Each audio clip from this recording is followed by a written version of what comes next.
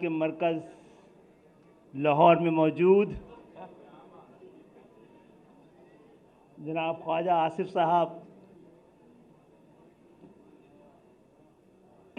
ख्वाजा साद रफ़ीक, ख्वाजा सलमान साहब, सरदार अयाज सादिक साहब, राना मशहूद साहब, ज़ैम अब्बास साहब, सरदार अतीक साहब, अस्सलामु अलैकुम।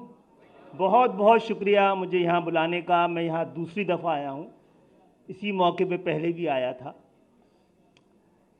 और बड़ी अहम बातें हो रही हैं यहाँ पे। पहले ताली बजाने पे भी जोर दिया था। आपने देखा होगा मैं बड़ी एहतियात से ताली बजा रहा था, क्योंकि 130 केसेस हैं मुझ पर तालियां बजाने के।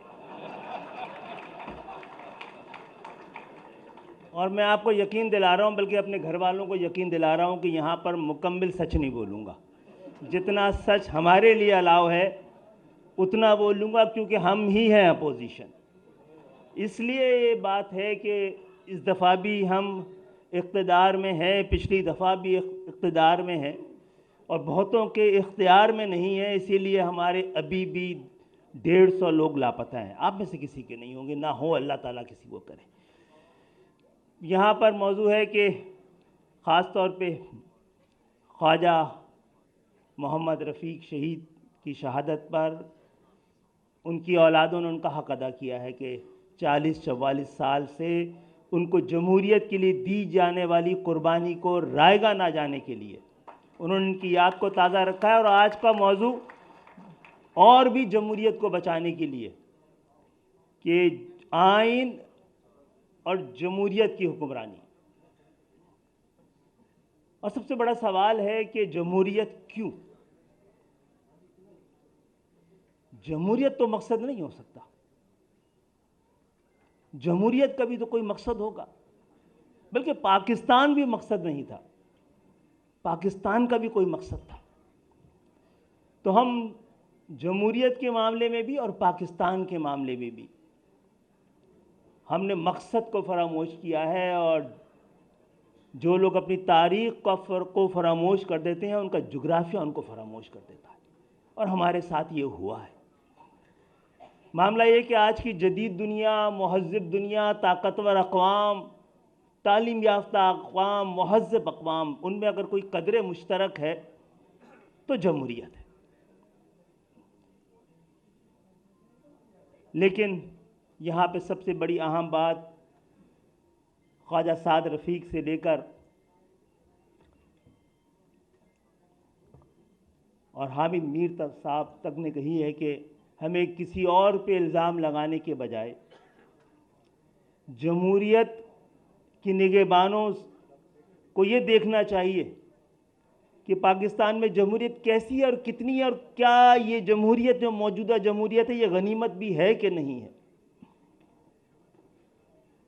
पाकिस्तान में कहते थे कि जमहूरियत आमरियत के वक्फे का नाम है, और हर 10 साल बाद यहाँ पर आमरियत आ जाती थी। लेकिन 18 में आनी थी, 8 में जमहूरियत आई थी, 18 में आमरियत की बारी थी। मुझे नहीं पता 18 में क्या आया है। हमारे कराची में जो 14 सीटें जीते थे, जो जीते थे वो हैरान थे, जिन्होंने जितवाया था वो परेशान थे, और आज तक उनको यकीन नहीं था कि वो जीत गए हैं। हम अपने पुराने वज़ीर आज़म को बार बार याद दिलाते थे, कराची से आपकी 14 सीटें, उनको याद ही नहीं रहती थी। तो ख़वातीन हज़रात, हम भी ये समझते हैं कि जमहूरियत वाहिद रास्ता है जिस पे चलकर पाकिस्तान अपने मकसद की मंजिल तक पहुंच सकता है। और ये बानी पाकिस्तान का भी फैसला पाकिस्तान के लिए था कि यहाँ पर जमहूरियत को होना चाहिए।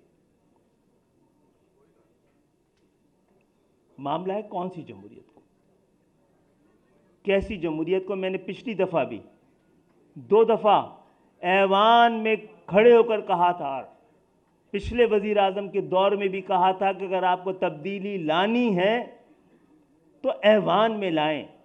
ये ऐवान इसलिए बने हैं कि 98% पाकिस्तानियों के लिए कानून साजी कर सकें। तो आप ऐवानों में उन लोगों को लाएंगे जिन्होंने 98% पाकिस्तानियों का दुख और दर्द देखा ही नहीं है। अगर ऐवानों में, पाकिस्तान के ऐवान में किसानों की नुमाइंदगी जागीरदार कर रहा है, मजदूरों की नुमाइंदगी सरमायादार कर रहा है, वो लोग जिन्होंने आम पाकिस्तानियों के दर्द और दुख को देखा ही ना हो, हमें तो ऐसे लोगों को ऐवानों में पहुंचाना चाहिए जो न सिर्फ आम पाकिस्तानियों के दर्द और दुख से वाकिफ हैं, बल्कि उससे नबर्द आज़मा भी रहे हैं, उसका तजर्बा भी रखते हों। बहरहाल इस दफ़ा 14-15 साल से मुसलसल और तसलसल के साथ जमहूरियत है। हम बड़ी बेशर्मी से कहते हैं ये बात कि बदतरीन से बदतरीन जमहूरियत भी बेहतरीन से बेहतरीन आमरीत से बेहतर होती है। इस 14 साल में तो हमने इसको भी गलत साबित करने की कोशिश की है। हमें जो बात की जा रही थी कि हमारे दरमियान कितनी, हम सियासी जमातों के दरमियान कितनी जमहूरियत है, मैं आपको ये यकीन दिलाने आया हूँ कि मैं जिस जमात से ताल्लुक़ रखता हूँ, जो लोग यहाँ बैठे होते हैं वो थोड़े दिनों बाद यहाँ बैठे हुए होते हैं, और वो लोग जो यहाँ बैठे होते हैं उनकी माथों पे शिकन नहीं पड़ता, वो वहाँ जाके बैठ जाते हैं।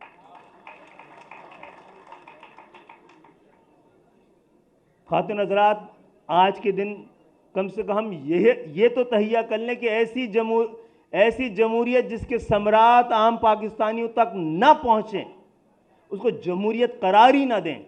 ये कैसा अलमिया है कि जब भी जमहूरियत होती है तो बुनियादी जमहूरियत गायब हो जाती है, और जब भी आमरीत होती है वो बुनियादी जमहूरियत का दोबारा आगाज़ कर देते हैं।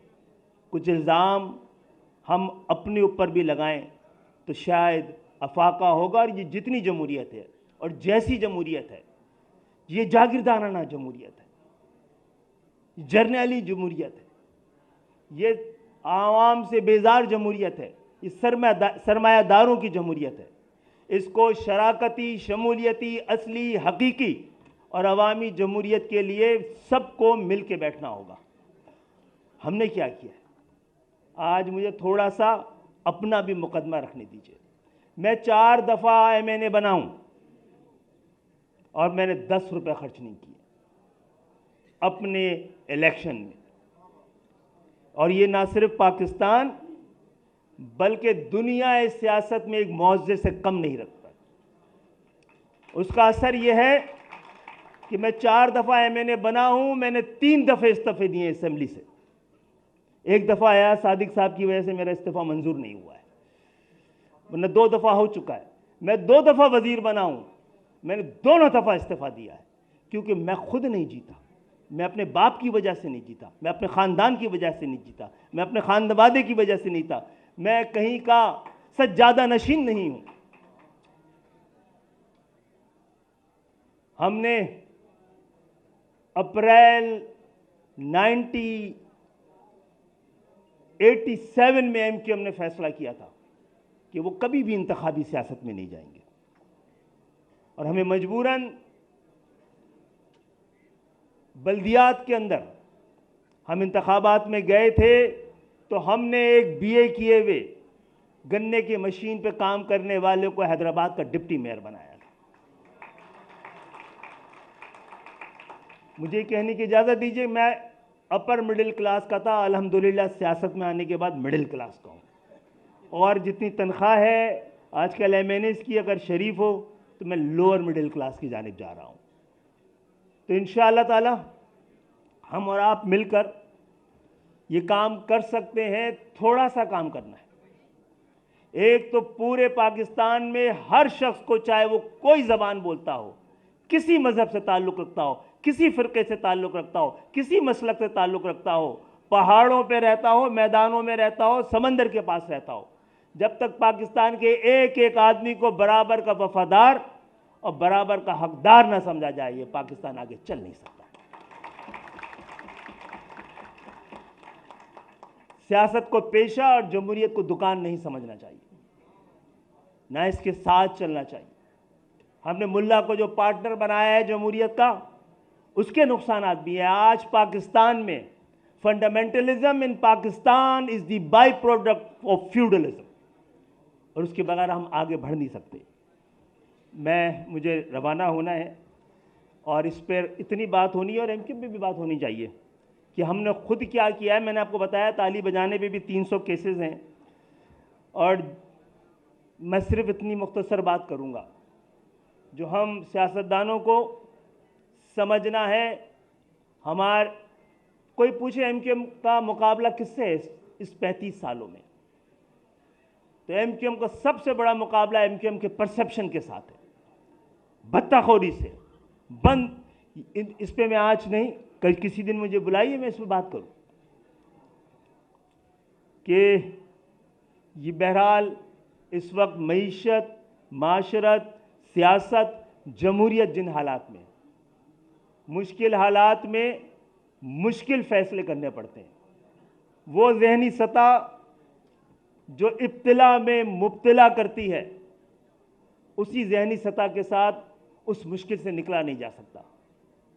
आइए दिल भी बड़ा करें, और आज जन के साथ मैं मुखातिब हूँ, और जिस जगह खड़ा हूँ सबसे बड़ी जिम्मेदारी भी आपकी है, और सबसे ज़्यादा आपके घरों से बाहर निकलने से पाकिस्तान की तकदीर तब्दील होनी है। फ्रांस के लोग अगर फ्रांस के मिडिल क्लास के लोग अपने घरों से ना निकलते तो आज का यूरोप ऐसा ना होता। तो आइए पाकिस्तान को, और पाकिस्तान में मसला ये है, कुछ निज़ाम के मुहाफ़िज़ हैं और कुछ अवाम के मुहाफ़िज़ हैं। जो निज़ाम के मुहाफ़िज़ हैं वो अवाम दुश्मनों को नहीं, निज़ाम दुश्मनों को पकड़ते हैं, और हमारी पकड़ बार बार होती है। होता यही है कि आप बड़े नारों से निकलें, आपको गिरफ्तारी और छापे के साथ छोटे नारों पे ले आते हैं। तो हम और आपके लिए बहुत कम मुद्दत है, लेकिन बहुत आसान है कि हम पाकिस्तान की तकदीर तब्दील कर दें। सिर्फ यहाँ बैठे हुए लोगों को ऐवानों तक पहुँचाने की कोशिश करें, जो कि बहुत आसान है। हमने जमहूरी सियासत से पैसे की नफ़ी करके दिखाया है। ये मॉडल हमने दिखाया है, ये ऐन मुमकिन है पंजाब में इसका आगाज़ कीजिए। ऐसा ना हो ये दर्द बने दर्द ला दवा, ऐसा ना हो फिर कोई भी मदावा ना कर सके। बहरहाल आप सब का शुक्रिया अदा करता हूँ कि यहाँ पर आपने हमें बुलाया है। जिंदा कौमें जब आगे की जानिब बढ़ती हैं तो ये ज़रूर देखती हैं कि इस राह में किन किन लोगों की कुर्बानी थी, किसने अपने खून के चिराग जलाए हैं, कि उम्मीद की रोशनी अब तक हमारे दरमियान मौजूद है, कि हमें तो इस पर यकीन और इस पर एतमाद है बस कि लहू का बहना कभी रायगा नहीं जाता। जो आँख आज बही है वो सैले नूर सिफत तीरगिए शब के तमाम रंग उड़ा देगी। जो हाथ आज कटेंगे नकीबे जाँ होंगे, जो सर ज़मीं पे गिरेंगे वो आसमां होंगे।